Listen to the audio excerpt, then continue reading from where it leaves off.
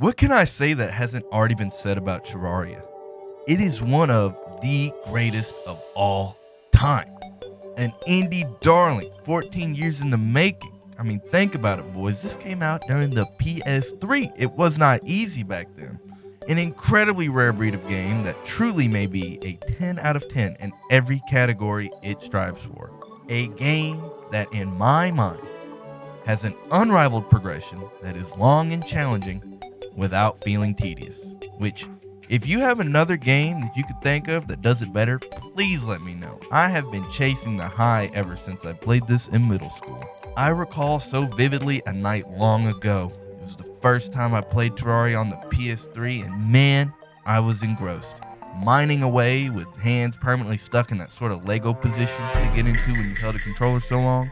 You know what I mean? You know what I mean. I remember finally peeling my bloodshot eyes away from the screen to reveal it was 4 in the fucking morning. And all I could think to myself was, damn, this is a good ass game. But in this grand world of adventure and conquest, we often forget to appreciate the little things along the way. By the time you look back, many of the obstacles you faced are now footnotes of history. I'd like to take some time today to show some appreciation for the enemies we faced along the way. Now, I've thought about how I wanted to format this video to best showcase the enemies. We started out with a direct survey, any Austin style, that surprisingly got quite a lot of traction. If you by chance were one of those people who took the time to comment, I just want to say thank you so much, man. I really appreciate it. As I did my research though, I found more and more to talk about. So I think it's best if we just go from biome to biome, roughly in the order that you'll face them. Alongside that, I'll add some context to what sort of defense and health we should have so the numbers have some meaning. We're going into classic mode for this one with our boy Arnold, who starts off with 100 health, a copper sword, and a dream. The forest is the starting location for your average Terraria experience. You got grass, and you got trees. What more could you need? Seriously though, it is the ideal location. Even pleasant terrain, hardly deadly, and a beautiful background to soothe those gamer cataracts. It's not without dangers, of course. I mean, what the hell would I talk to you about otherwise? Which brings us to the first in a long line of fellas, the humble green slime. Now, the green slime is the first guy you're likely to run into on this adventure. With a base health of 14, a damage value of 6, and a defense of 0, these guys aren't going to give you much trouble, to the point that they're passive during the day unless provoked. Which is fair. At this point in the game, we've got the equivalent of a large, unwieldy log to jab at them, so anything can be a threat. I wrote this before I actually went back in and played a new character. To give you an idea of how long it's been since I've played Terraria, I didn't know you could aim the copper sword. This is new to me. It blew my mind. Even without any upgrades or armor, it's still going to take a green slime about 17 hits to take down the mighty Arnold. While Arnold's powerful poking stick can take it down in about 3. In case you were curious, by the way, Expert mode doubles the damage and health of everything, and Master mode triples the damage and quadruples the health. We're going to touch on it here and there, but I'd rather save that for later in its own video. Slimes, as you'll come to know, are very common in Terraria, with some variant being present in every biome. They sort of act as a mini loot bank as well, with some types of slimes being able to drop extra items that are stuck inside of them. I'll throw a little list up for you, as they all share the same list. If they hold something in them, it's on that list. As we travel through the forest and away from spawn, we can see larger, deadlier slimes. There's a protective ring around world spawn during the day that prevents slimes from spawning, and it tapers off as we get further away, allowing the big boys to show up naturally. At 200 units, we can see the green slimes, and at 300 accompanying them are the blue slimes, which have just shy of double the health and 1 extra damage. Unlike the green slimes, however, the blue slimes have defense, so let's dive into that. The calculation for defense is as follows. Net damage is equal to attack damage minus defense times F. F is the factor which determines how effective defense is, and depends on the world difficulty. As I said earlier, on classic mode, the defense is half as effective as it otherwise would be, As we go up in difficulty, it gets better, but don't count on it as the enemy's damage outscales your defense in the early game. And unless you're playing melee, it only gets worse. Attacks will always deal at least 1 damage. My copper sword deals 5, and the blue slime has 2 defense, which is half, mind you, because we're on classic.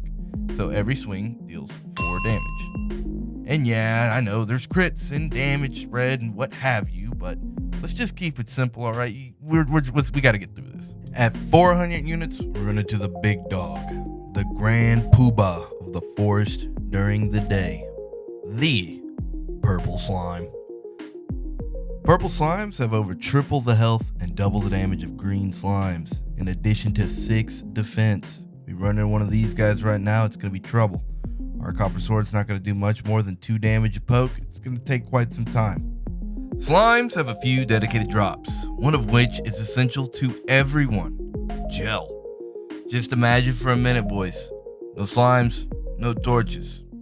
Every single underground adventure is now hell. Makes sense why they're all over the place. It's not entirely true. You could get torches from other places like chests or from the merchant at 50 cents a pop, but can you imagine having to spend that much money at the beginning of the game? By the end, that's chump change, of course, but either way, man, it'd be a pain in the butt, and I'm glad you can get them this way. Slimes can also drop a slime staff, which can be used to summon a baby slime, making the baby slime the first summon available. Although I wouldn't count on getting it this way, the chances are 1 in 10,000 from any of these guys.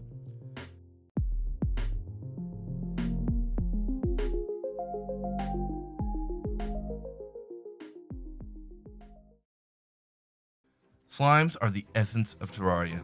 They're simple, plentiful, and varied. The beauty of Terraria is that every aspect has its place. Without the first enemy in the game, we wouldn't get to see the rest. It's amazing how a simple blob can become so beloved. I can safely say that Terraria wouldn't be the same without them. We've set up a little base, dotted torches around, and made a campfire. Thank you, Slime. We're gonna need them.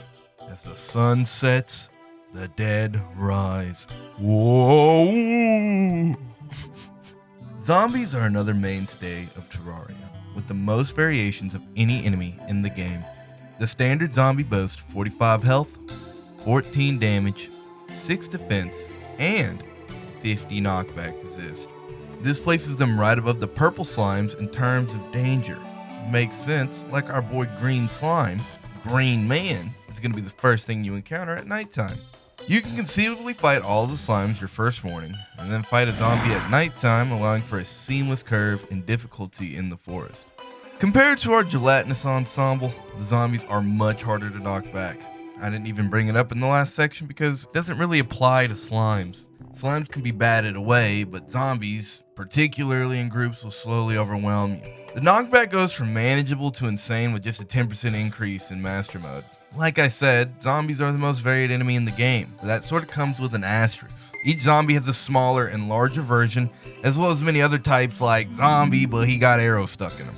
There's no spawn restrictions at nighttime, so any of these guys can pop up first. Stacked up against Arnold, the zombies fare a little better, but we've got a set of wooden armor now and a yo-yo to match. We're not doing old Ari any favors in the knockback category, but the extra damage is nice. Lets us take them down in about 8 hits. At least a normal one, that is. Worst case scenario, we can run into a big pincushion zombie with 56 health and 9 defense, which with our setup takes about 14 hits, nearly doubling her durability. On the flip side, Arnold, clad in his beautiful log suit, now has 3 defense. Despite this, a regular zombie can still put a dent in Arnie, with his hits still dealing an average of 12 damage after defense. 9 of those, and our trek through the woods is cut short. Where the pincushion so far has been our tankiest foe, the armed zombie will be the deadliest, with a whopping 26 damage per swing. This guy has come with a vengeance. Without armor, we're down in just 4 hits, but the wood gives us just barely enough to survive one more. Zombies have a few dedicated drops, including the shackle, which on this playthrough was our first trinket. Any bit of defense we can get is going to go a long way right now. Alongside the shackle, they also dropped the zombie arm, which we lucked out and got pretty early. It's a 1 out of 250 chance, and you're going to be fighting a ton of these guys, so This drop is more of a win than an if. What doesn't fall into this category, however, is the Spiffo plush at a 1 in 1500 drop chance. The Spiffo plush is one of many crossover items in Terraria, this one coming from Project Zomboid, as the Spiffo is the mascot of that game. We'll be seeing plenty of these going forward, and I'll try to make sure to remember them as we go, but if I forget, just cut me a little slack. With our new toys, once again, the scales tip in our favor. With Arnold at 4 defense, nothing changes here yet, but with the zombie arm, our damage is up by about 60%. Kinda. There's another stat that governs our actual DPS, but the yo-yo may be the worst choice to compare it to, as it doesn't exactly follow the rules. So for now, just trust me that it is an upgrade. An upgrade that is going to be much needed with our next enemy coming up. Come back with me for a second. You're in school, waiting to get home so you can get on the game. You want to get this game, Terraria. You scratch together the 15 doubloonies that you need, and you're playing. You get to your first night. You're killing zombies. You're chilling. You got your copper sword. Maybe you got your little wood armor. You know, hopefully you got a house. You remember the first time you died? Cause I do. It was to this fucking guy. And with something like this. Yeah, boy. That, my friends, is the Demon Eye. The bane of the new player experience. These little boogers are fast and very deadly. They hit harder than almost anything else that we fought. And they've got the health to back it up. More importantly, unlike everything else that we've dealt with, they fly. Remember what I said earlier about the copper sword back in the day, long ago in Unkland? Can only swing forward, can't aim it at all. It is very reasonable that a new player will get to the end of the first day with no new weapon and have to deal with one of these guys and have no option but to try to hopelessly poke at them from the front. Fortunately for our hero Arnold, the demon eyes are designed in such a way that hitting them makes them bounce in the opposite direction, so knockback isn't as much of an issue as it otherwise could be. Demon eyes also cannot follow you into water like a lot of other enemies can, so that's another avenue of escape. These little goobers are also in a crossover with DD2, so you ain't gotta get me yet. Despite their impressive stats, they're really not much a match for Arnold with all his new gear. If you end up getting a weapon that can swing over your head, it more or less trivializes them unless something else is also bothering you and dividing your attention. There still is the possibility of getting swarmed a lot like the zombies, and to that fact, it's even made worse on a new moon where their spawn rates are increased by about 10%. I'm a little late on explaining this, but to give you a quick rundown on spawning and spawn rates, each area has its own predetermined spawn rate. In our case, in the forest, at nighttime, it's 1 in 360, meaning for that each tick that passes, there is a 1 in 360 chance that an enemy will spawn of any type. Terraria has a tick rate of 60 per second, which means at nighttime, there's about an 18% chance at any given second that something will spawn. Nevertheless, they do be spawning. And in a worst case scenario, you might run across the cataract eye that's also big.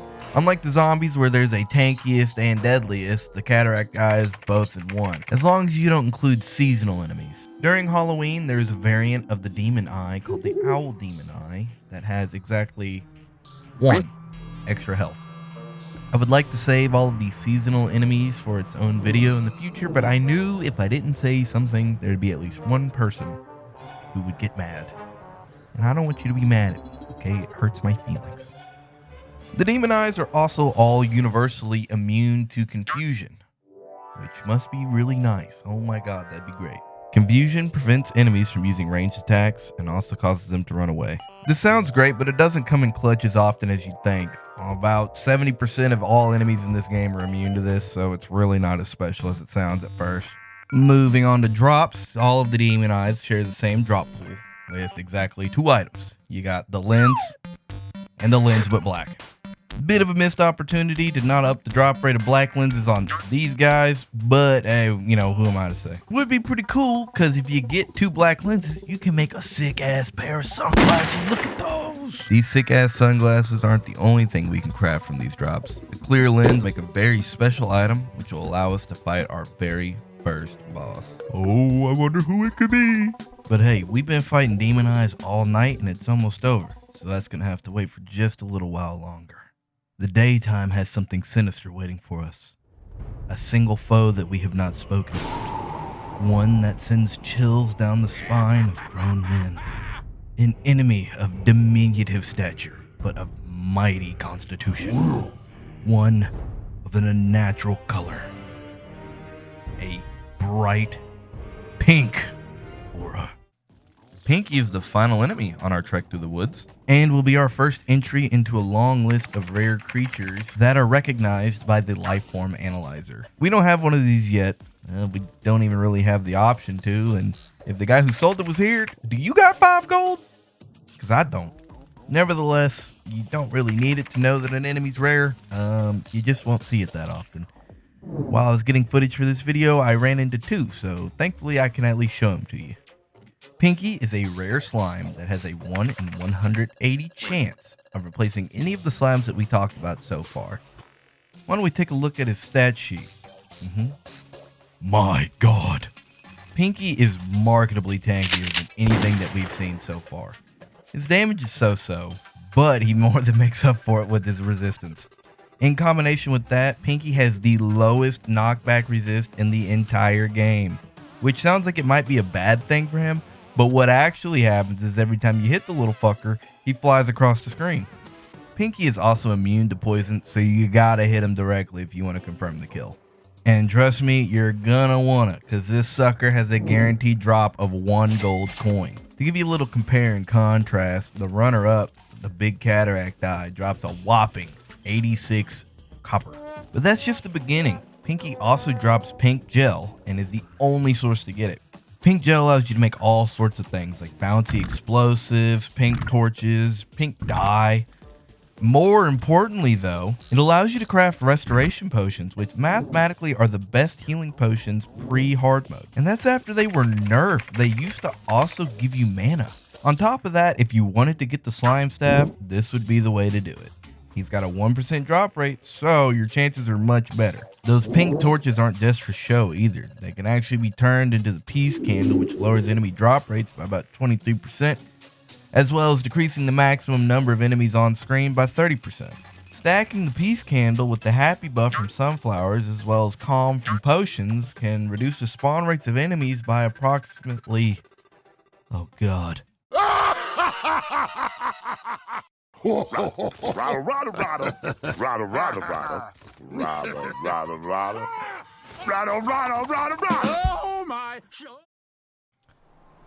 And that's that. We've made it to the end. I really hope you enjoyed this one. I tried really hard.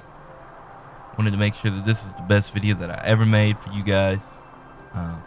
Took a long time to try to practice and put it all together as best I could. Even cracked open the old blender to animate this grass, so when I yap at you at the end, it's a little more appealing. Got a lot of ideas coming up, and if you've got any, let me know. I'll be sure interested to hear what you guys have to say. I really truly do appreciate you for taking the time to watch this video that some goober in his bedroom made in his free time. So once again, thank you so much, and I can't wait to talk to you again. See you soon.